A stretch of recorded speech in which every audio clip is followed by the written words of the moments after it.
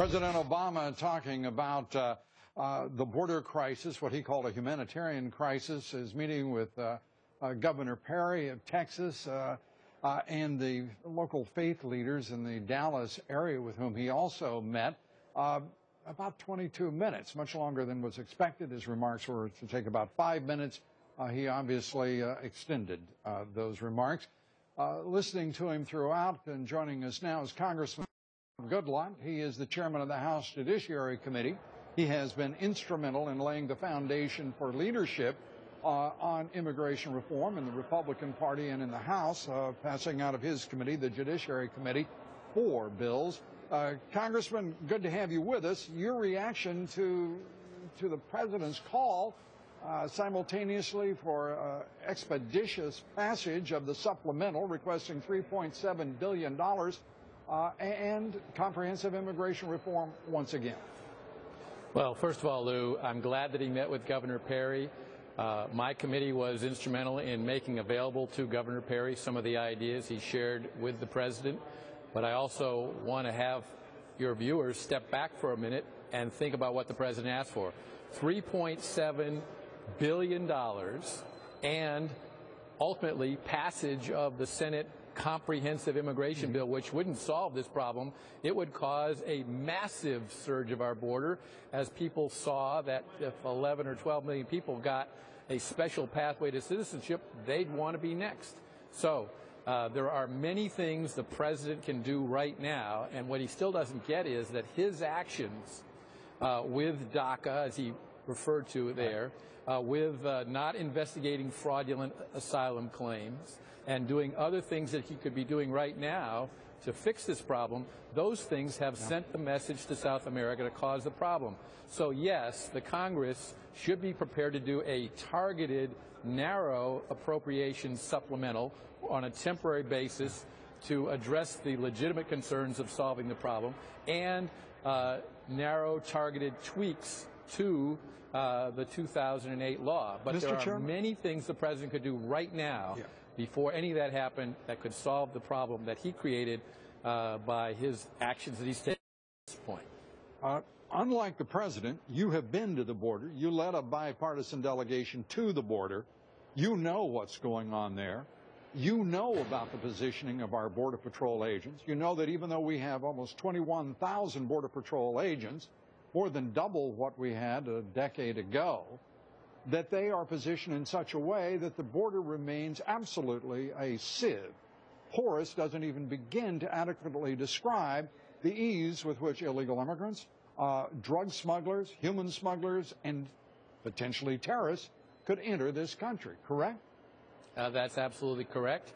And there are measures that the president could take and tweaks that the Congress could pass to make sure that national wildlife refuges and other things along the border like that, government land, wouldn't be off limits to our Border Patrol agents, who, by the way, are doing a very good job when they are able to spend their time on the border and not babysitting these children. So the fact of the matter is that the president should go to the border and see firsthand and not just send other people to be there. Perhaps. And the president should go to Mexico and to Central America to impress upon those governments how much they need to participate in stopping these children from ever getting to our border in the first place. Where is the president getting some of his information? He said the only place where these children are showing up is the Rio Grande Valley sector in Texas.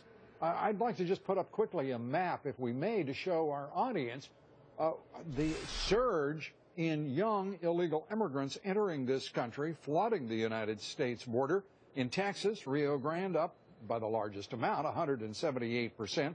Laredo up 13%. Del Rio 79%. Big Bend, also in Texas, as is El Paso, 59% higher. El Paso 33%. In Arizona, the Yuma sector is up 39%. In California, the San Diego and Del Centro areas are also up by startling percentages, 59% and 41%. He said one sector. Who in the world told him that?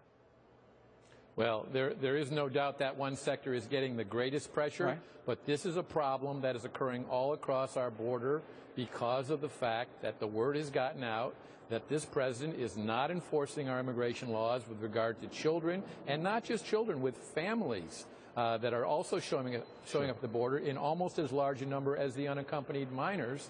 And so they're going to keep on coming. The Border Patrol agents are the best people to ask how to stop this. He should go there and ask the guys on the line, and what they'll tell him is that deterrence is the only way to stop this from happening.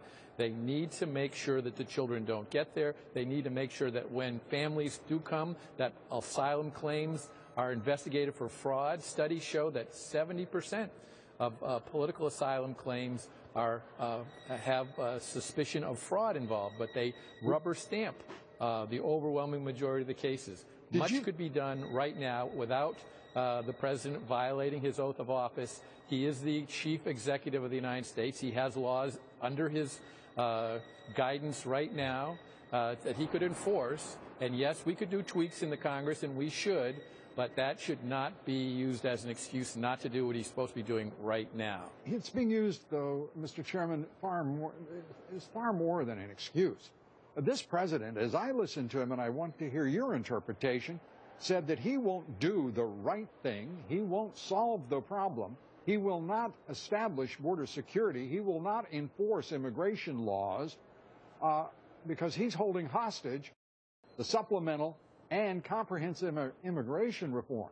He used an expression over and over, Mr. Chairman, that if you're more interested in solving the problem than you are politics, then you'll do the right thing. He then proceeded not to even suggest that he was prepared to actually protect our border, to establish a secure border, and to return illegal immigrants to the countries from which they originate. Your reaction? Well, I think, again, if the president took a tough stand right now regarding this, that would be the very, very strong first step that would stop the flow coming and begin the process of making sure that these children are sent home to their native countries. And not, by the way, what they're doing right now, which is reuniting them with parents who left their children in these countries, sometimes years ago, sometimes weeks or months ago, come to the United States illegally, and then pay $4,000 to $12,000 to a human trafficker, a coyote, a smuggler, to bring them through a most dangerous process where they're killed. Many, many of the young girls are raped.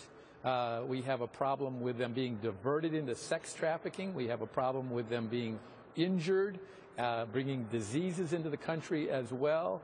And yet the response right now from this administration is, well, we'll reunite them with those parents in the United States. Well, if those parents were United States citizens and they had done something like that to subject their children to that, they'd get a visit from social services and be at risk of having their parental rights terminated. Yeah, and I think we need to be candid too. Many of the people who are acting as custodians in this are claiming their parents or their relatives. There is not adequate resources in all of Immigration and Customs Enforcement to actually check out who these people are, where they're being domiciled, what the risks are of the family environment or the environment in which these young children are now living. It is a first-class mess, and it is a government that has simply broken down under this administration, in my opinion. Do you disagree?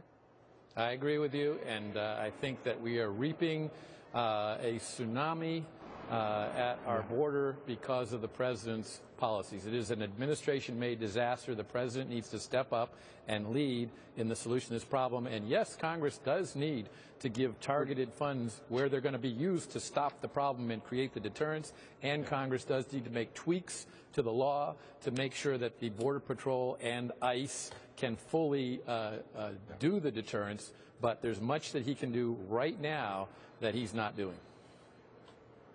Mr. Chairman, we thank you for being with us, as always. Congressman Bob Goodlatte. Thanks so much.